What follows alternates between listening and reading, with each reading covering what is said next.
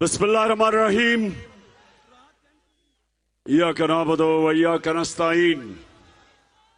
अहमदाबाद सबसे पहले इस आपके शानदार इस्तकबाल का मैं दिल से आपका शुक्रिया अदा करता हूं। बहुत बहुत शुक्रिया।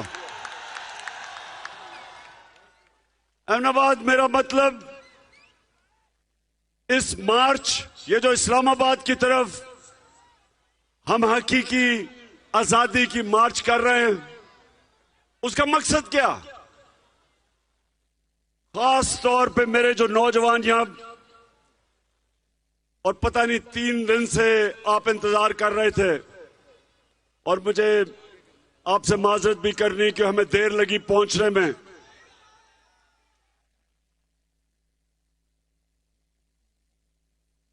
रास्ते में लोगों की मोहब्बत ही इतनी थी, लोगों ने प्यार ही इतना दिखाया कि हमारा रास्ता बड़ा आहिस्ता आहिस्ता पहुंचे आपके पास। लेकिन देखें, ये कोई सियासत नहीं है, ये जहाद है। ये इस मुल्क को हकीकी तौर पे आजाद करने की जहाद है। कायदे आजम ने हमें अंग्रेज से आजादी दिलवाई, और जिस तरह कायदे आजम ने इसके बावजूद कि उनको पता था कि वो ज्यादा देर जिंदा नहीं रहेंगे, कैंसर थी उनको, लेकिन उन्होंने इस तरह की जद्दोजहद की कि आज हम, और जब तक पाकिस्तान रहेगा, हम कायदे आजम का शुक्रिया अदा करेंगे कि उन्होंने हमें आजादी दिलवाई। लेकिन अहमदाबाद, हम अभी तक आजाद नहीं हैं। मेरा मकसद इस्लामाबाद पहुंचने का और आप सबको अपने साथ ले जाने का एक मकसद है कि मेरी कौम हकीकी तौर पे आजाद हो। और आजाद कैसे होगी? जब मेरी कौम को इंसाफ मिलेगा,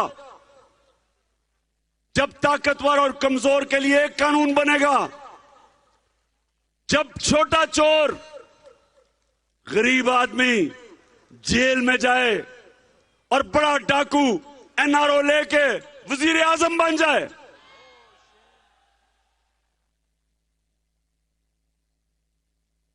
जेलों में जाके देखे, आपको सिर्फ गरीब लोग नजर आएंगे। क्या यहां सिर्फ गरीब चोरी करता है? गरीब की चोरी क्या है? वो कितनी चोरी कर लेगा?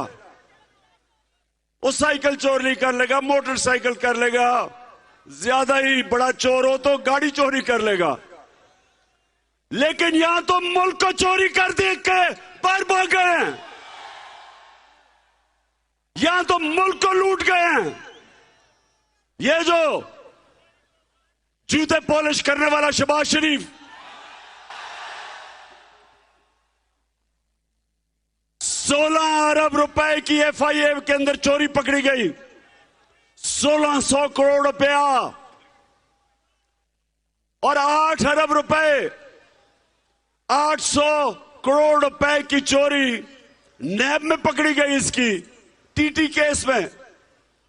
तो 24 अरब रुपए का जो डाकू है, उसकी सहूलत, उसकी ताकतवर हलकों ने मदद की, उसको नई सजा देने दी, उसके केसेस को स्लो डाउन किया, जजेस के ऊपर प्रेशर डाला, और जिसको आज जेल में होना चाहिए था और इस कौम का चोरी किया हुआ पैसा वापस होना चाहिए था, उसको आज वजीर आजम बना दिया।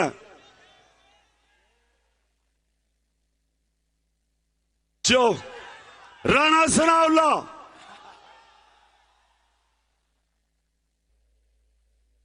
अठारह कत्ल इसने आबिद शेर अली का बाप जो नून लीग में, उसने कहा 18 कत्ल किए हैं इसने। लोग कहते हैं उससे भी ज्यादा इसने कत्ल किए हैं, जमीनों पे कब्जे किए हैं। सबसे बड़ा जुराइम पेशा आदमी, उसको इंटीरियर मिनिस्टर बना दिया। मॉडल टाउन में दिन दिहाड़े 14 लोगों का कत्ल किया इसने। ये वो जाके इंटीरियर मिनिस्टर बन गया। और जिसको फाइनेंस मिनिस्टर बनाया, जो फाइनेंस मिनिस्टर है इसहाक डार, इसने मैजिस्ट्रेट के सामने एक स्टेटमेंट दी है कि मैं शरीफ खानदान के लिए पैसा चोरी करके मुल्क से बाहर भेजता था, मनी लॉन्ड्रिंग करता था। खुद इसने लिख के दिया है। और वो जो भगौड़ा नवाज शरीफ सजा याफ्ता है, उसको अदालतों ने 2 साल की तफ्तीश के बाद सजा दी। और ये नवाज शरीफ जो JIT बनी थी, जिसने तफ्तीश करके इसको सजा दिलवाई, और 4 लंदन के सबसे महंगे इलाके के अंदर जो फ्लैट थे, जो मरियम के नाम पे थे। अफसोस इस मुल्क की बदकिस्मती कि उसने, जज ने बरी कर दिया कि जी उसे कहता साबित करो उनके फ्लैट हैं। साबित क्या करते? नवाज शरीफ ने खुद असेंबली में कहा कि ये हमारे हैं। उसके बेटे हुसैन शरीफ ने कहा अल्हम्दुलिल्लाह ये मरियम के फ्लैट हैं। और जज उससे पूछता कि साबित करो, और अपना नायब का आदमी बिठाया जो कहता जी मैं तो साबित कर ही नहीं सकता। तो अहमदाबाद सुन लो मेरी बात। मेरे नबी सल्लल्लाहु अलैहि वसल्लम ने आज से 1500 साल पहले कहा था कि वो कौमें तबाह हो जाती हैं, वो कौमें तबाह हो जाती हैं जिधर सिर्फ छोटे चोर को जेल में डाला जाता है और बड़े डाकू को उस मुल्क का इंसाफ का निजाम नहीं पकड़ सकता। 1500 साल पहले मेरे अजीम लीडर ने तब कह दिया था, वो कौम नहीं, वो कौम बचती नहीं है तबाही से। हजरत अली रजी अल्लाह ताला ने क्या कहा था कि कुफर का निजाम चल जाएगा लेकिन ना इंसाफी और जुल्म का निजाम नहीं चल सकता। मेरे पाकिस्तानियों सुन लो, ये जो निजाम हमारे पे मुसल्लत किया है, आज ये जो चोरों को हमारे ऊपर बिठाया है, इस मुल्क के सबसे बड़े माफियाज 30 साल से इस मुल्क को लूट रहे थे। पहले जनरल मुशर्रफ ने पहले इनको दोनों को चोरी में निकाला और फिर अपनी कुर्सी बचाने के लिए दोनों को NRO दिया, पैसा पाकिस्तानी कौम का, और माफ कर रहे मुशर्रफ, उसका अपना पैसा तो था ही नहीं। और इन दोनों ने मिलकर 10 साल मुल्क को लूटा। और उसके बाद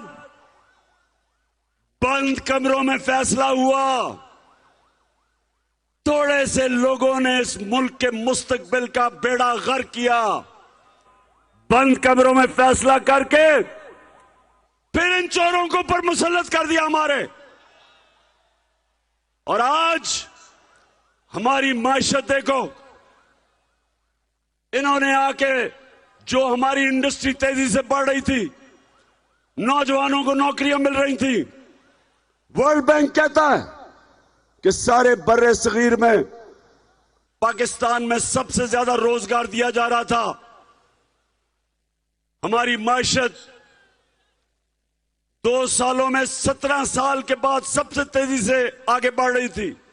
कोरोना के बावजूद हमारे किसानों के पास कभी इतना पैसा ही नहीं आया जो हमारे आखिरी 2 सालों में आया। फसलों की कीमत मिली, उन्होंने अपनी जमीन पे लगाई, 4 हमारी फसलों की रिकॉर्ड पैदावार हुई, मुल्क खुशहाली की तरफ जा रहा था, सबसे ज्यादा टैक्स इकट्ठा किया, रिकॉर्ड एक्सपोर्ट्स की। इस मुल्क में बैरून मुल्क पाकिस्तानियों ने सबसे ज्यादा पैसा $31 अरब भेजा, तो मुल्क तो ऊपर जा रहा था। बैरूनी साजिश हुई उनके साथ, और बैरूनी साजिश याद रखो कभी कामयाब नहीं होती जब तक अंदर सहूलतकार ना हो, जब तक अंदर मीर जाफर और मीर सादिक ना हो, कोई साजिश कामयाब नहीं होती। बंद कमरे में फैसले किए गए, मुल्क के मुस्तकबिल से खेला गया, चोरों को ऊपर मुसल्लत किया गया। और जब देख रहे हैं कि अवाम रिजेक्ट कर रही है इन चोरों को, 35 इलेक्शन हुए, 37 इलेक्शन हुए पिछले 6 महीने में, 37 बाय इलेक्शन हुए हैं जब से हमारी हुकूमत को हटाया है। 29 तहरीक इंसाफ ने जीते हैं।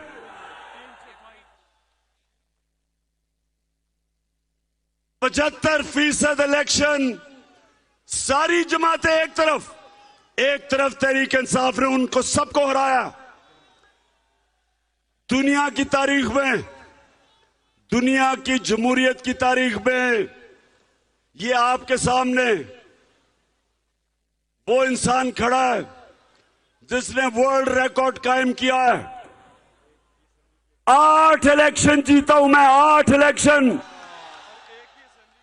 और एक ही असेंबली के 12 इलेक्शन जीता हूं, सिर्फ इसलिए कि सारी कौम फैसला कर बैठी है, इन चोरों को रिजेक्ट कर बैठी है, इस माफिया को रिजेक्ट कर बैठी है। वो जो बार भगोड़ा, जब इससे सवाल पूछा जाता है कि नवाज शरीफ बताओ ये आपके पास पैसा किधर से आया, तो तुम दबा के बाहर भाग जाता है, वहां जाके डील करता है, वहां जाके डील करता है, और जब यहां डील होती है तो वापस आता है, फिर लूटता है, फिर मुल्क का पैसा लूटता है, और फिर जब पकड़े जाने लगता है फिर बाहर भाग जाता है। अब वो भगोड़ा बाहर बैठ के इंतजार कर रहा है कि यहां माहौल साजगार हो, यहां ताकतवर हलकों से अंडरस्टैंडिंग हो कि वो फिर से वापस आ जाए। नवाज शरीफ तुम भी सुन लो और तुम्हारे सहूलतकार भी सुन लो, सब सुन लो, हैंडलर सुन लो कि ये पाकिस्तानी कौम है, ये भेड़ बकरियां नहीं है, ये गाय भैंसे नहीं है कि जब तुम्हारी बात ना माने, जिस तरह गाय भैंसों को डंडे मार के इधर लपीट कर दो और जब चाहे तो उनको इधर भी कर दो डंडे मार के। ये पाकिस्तान की कौम है, ये उम्मत है, ये दुनिया के सबसे अजीम लीडर नबी सल्लल्लाहु अलैहि वसल्लम की उम्मत है। ये ला इलाहा इल्लल्लाह में मानने वाले लोग हैं। इनको अगर आप ये जो जबरदस्ती कोशिश करेंगे कि इन चोरों की हम हिमायत करें या इनकी क़ियादत को कबूल कर दें, मैं आज आपको कह रहा हूं कि कौम आपके खिलाफ हो जाएगी। कौम किसी के साथ, जो इनके साथ होगा कौम उनके खिलाफ होगी। इदारों की इज्जत तब होती है जब कौम इदारों की इज्जत करती है। इदारे अपनी इज्जत कैसे करवाते हैं? अपने फैसलों से।